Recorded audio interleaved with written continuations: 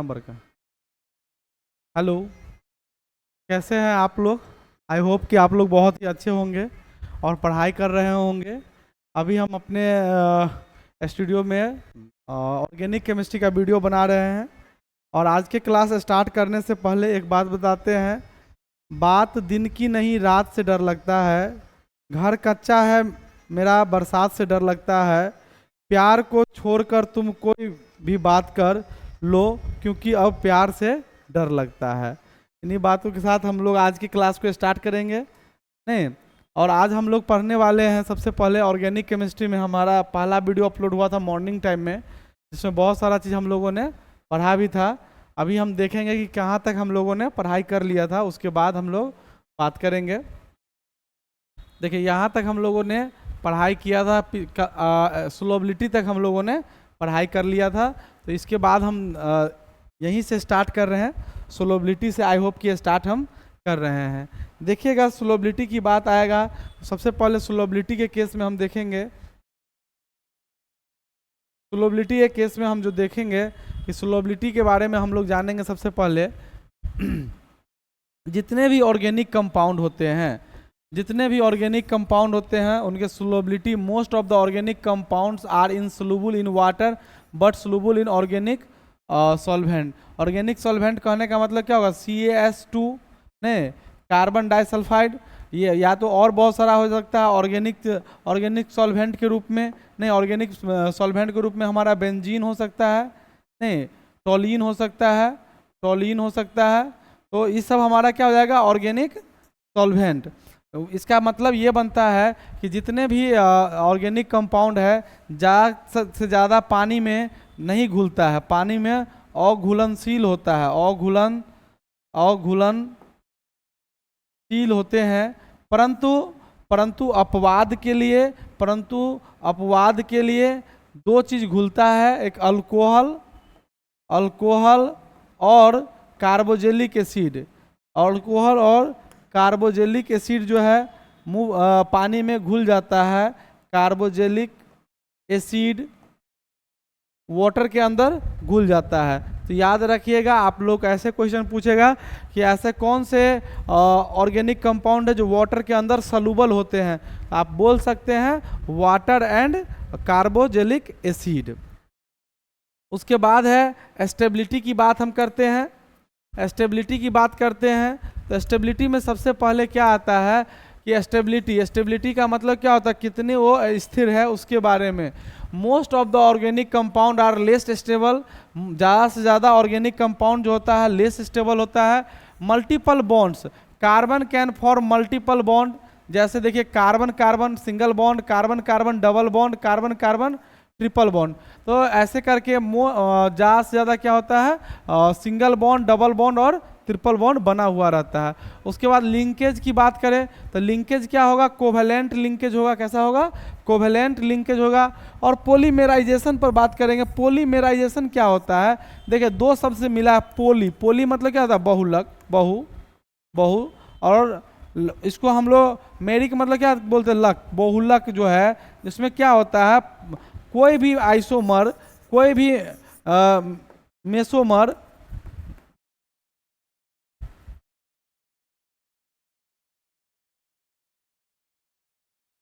कोई भी, जैसे एक सिंगल चीज आपको जुड़ करके एक बड़ा सा चीज बना देता है, उसी को हम लोग क्या कहते हैं? पॉलीमर। तो कहता है अंडरगोज पॉलीमराइजेशन। पॉलीमराइजेशन एक प्रोसेस हुआ जिसके थ्रू क्या बना? तो इथेन गिव पॉलीइथेन, ऐसा समझो। मान लीजिए प्लस, फिर प्लस, ये सारे के सारे प्लस हमारा क्या है? मोनोमर। मोनोमर है, मोनोमर। बहुत सारे मोनोमर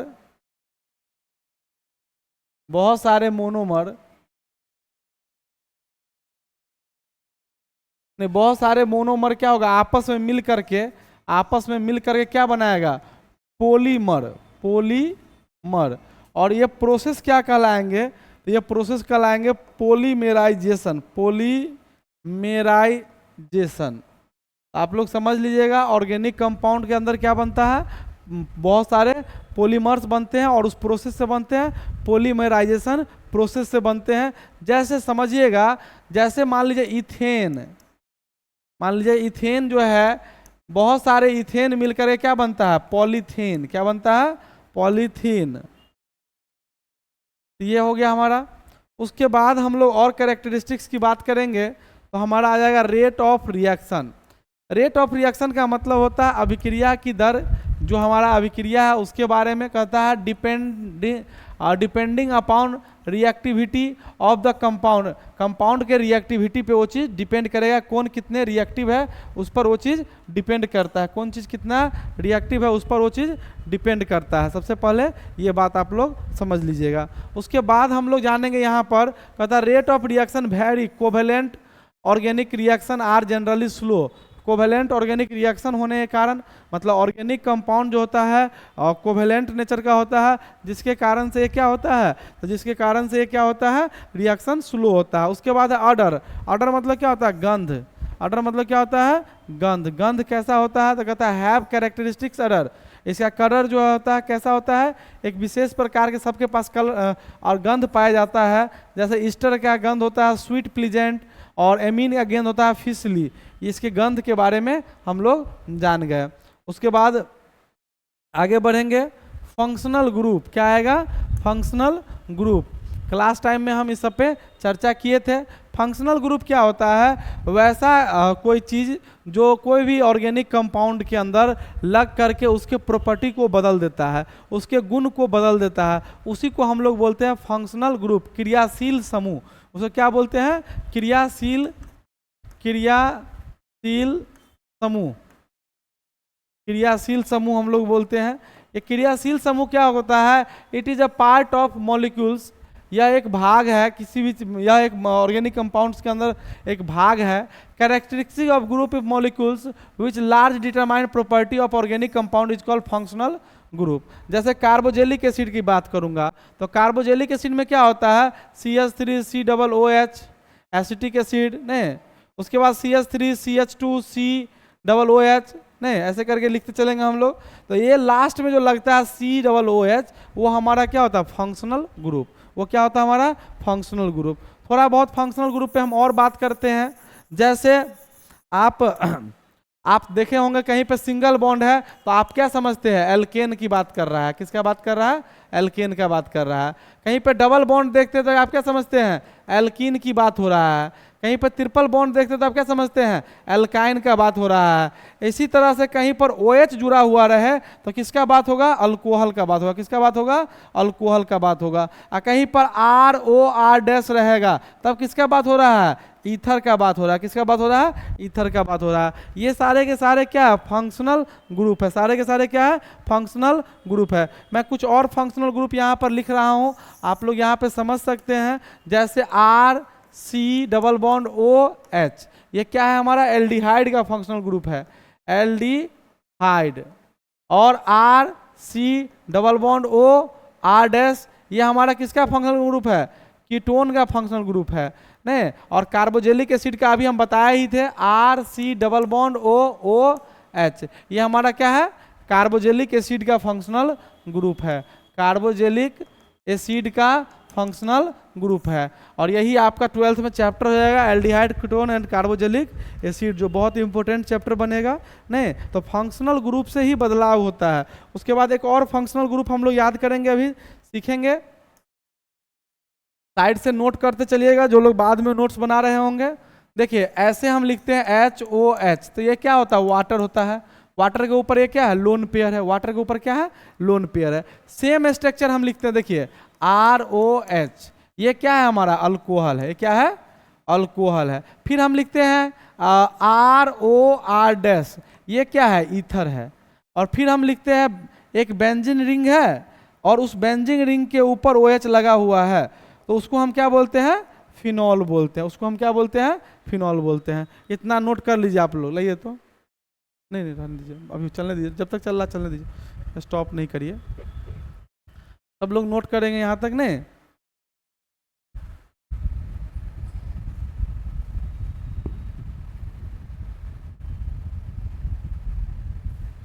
न जाने क्यों आती है याद तुम्हारी, चुरा ले जाती है आंखों से नींद हमारी, अब यही ख्याल रहता है सुबह शाम कब होगी तुमसे मुलाकात हमारी। ऐसा रोल बनाइए आप लोग पढ़ाई के लिए, नहीं ऐसा रोल आप लोग बनाइए पढ़ाई के लिए। तो हम अभी बात कर रहे थे फंक्शनल ग्रुप के ऊपर, देख सकते हैं आप यहाँ पर किसका फंक्शनल ग्रुप है, तो कार्बोजेलिक एसिड का। और ये किसका फंक्शनल ग्रुप है, तो एल्डिहाइड का। और हम कितना और एक्स्ट्रा बताए हैं, कीटोन बताए हैं, अल्कोहल बताए हैं, फिनॉल बताए हैं, ईथर बताया है, मतलब बहुत सारा हमने अभी आप लोगों को बताया भी है। अब समझते हैं होमोलोजस सीरीज। होमोलोजस सीरीज क्या होता है, कहता है a class of compound in which successive member differ by CH2 group are called homologous, and this series the series of compound is called homologous series। जैसे एल्केन, एल्केन में ही आ जाएगा, एल्केन में पहला मीथेन होगा, दूसरा इथेन, प्रोपेन, ब्यूटेन, पेंटेन, ये सारे के सारे क्या है, होमोलोजस सीरीज है। इसको लिख के समझाना पड़ेगा, ऐसे समझा देते हैं आप लोगों को, देखिएगा सब लोग ध्यान देंगे और सब लोग बोर्ड की तरफ ध्यान देंगे। ये बुक हटाइए तो यहाँ से,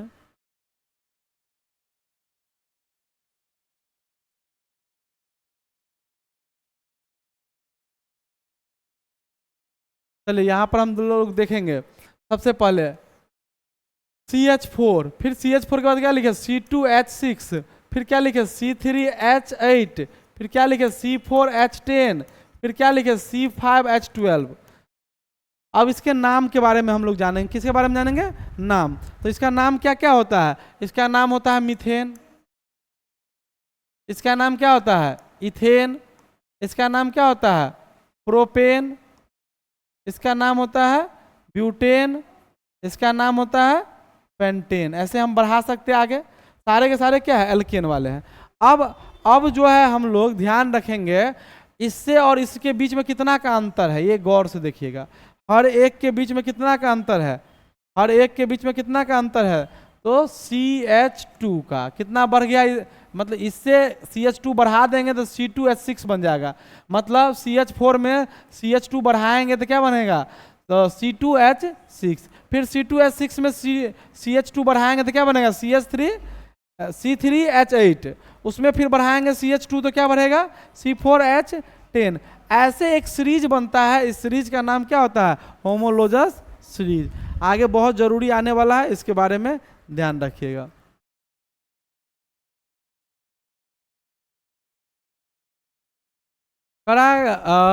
क्लासिफाई करना है हमको, जैसे कि यहाँ पर देख पा रहे होंगे आप लोग, इसको देख पा रहे हैं CH3, CH2, CH2, CH3, तो एक कार्बन, दो कार्बन, तीन कार्बन, चार कार्बन, चार कार्बन है ना, तो इस चार कार्बन को क्या बोला गया नॉर्मल ब्यूटेन।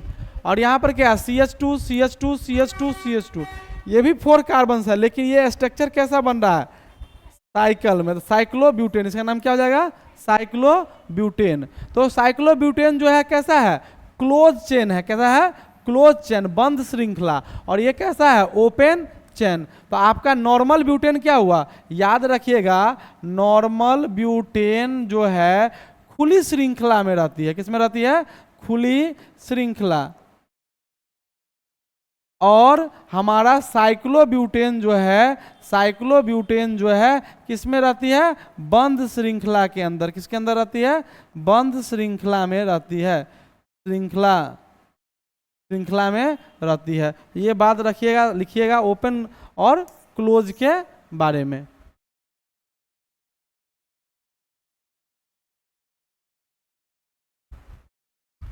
चलिए आ गया ऑर्गेनिक कंपाउंड का बंटवारा, क्लासिफिकेशन। ऑर्गेनिक कंपाउंड के बंटवारा हम लोग देखेंगे। सबसे पहले ऑर्गेनिक कंपाउंड को बांटा जाता है ओपन चेन और क्लोज चेन के अंदर। गौर से देखिएगा ओपन चेन और क्लोज चेन। ओपन चेन किसे कहेंगे, जैसे देखिए CH3, CH2, CH2, CH2, CH3, ये क्या है हमारा ओपन चेन हुआ, ये क्या हुआ हमारा ओपन चेन हुआ। और देखिए इसमें एक कार्बन, दो कार्बन, तीन कार्बन, चार कार्बन, पांच कार्बन, इसका नाम क्या होगा, इसका नाम होगा पेंटेन। क्या नाम होगा पेंटेन। और ये पेंटेन की जो स्ट्रक्चर है कैसा स्ट्रक्चर है ओपन चेन। और ओपन चेन दो तरह के होंगे, एलिफैटिक नहीं, या तो उसको हम एलिफैटिक भी बोल सकते हैं, और साइक्लिक या साइक्लिक नहीं, साइक्लिक नहीं। उसके बाद आता है क्लोज चेन, क्या आता है, जिसमें साइक्लिक आता है और रिंग आता है। ऐसे हम साइकिल बना देते थे साइकिल की तरह। ये क्या है हमारा, साइक्लोहेक्सेन। क्या है हमारा, साइक्लोहेक्सेन। ऐसे साइक्लोहेक्सेन। तो हमारा ऑर्गेनिक कंपाउंड दो तरह का हो गया। ऑर्गेनिक कंपाउंड कितने तरह का हो गया, दो तरह का हो गया, एक ओपन और एक क्लोज। ओपन का मतलब अभी सोमवारी आने वाला नहीं, मंदिर खुल जाएगा फिर मंदिर क्या हो जाएगा, बंद हो जाएगा नहीं। चलिए,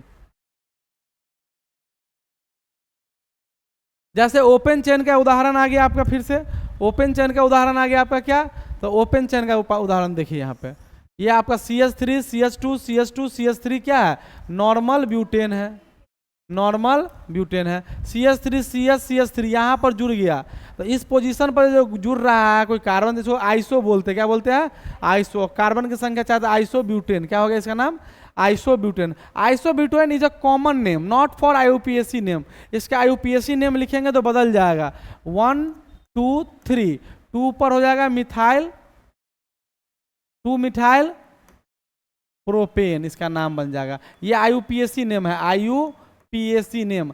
IUPAC नेम को हम लोग प्रोनाउंस करते हैं IUPAC name, IUPAC name, IUPAC name. चलिए, यहीं तक बना, आज के लिए रहने देते हैं, स्टॉप करो रिकॉर्ड। नीचे वाला क्या से क्या तुम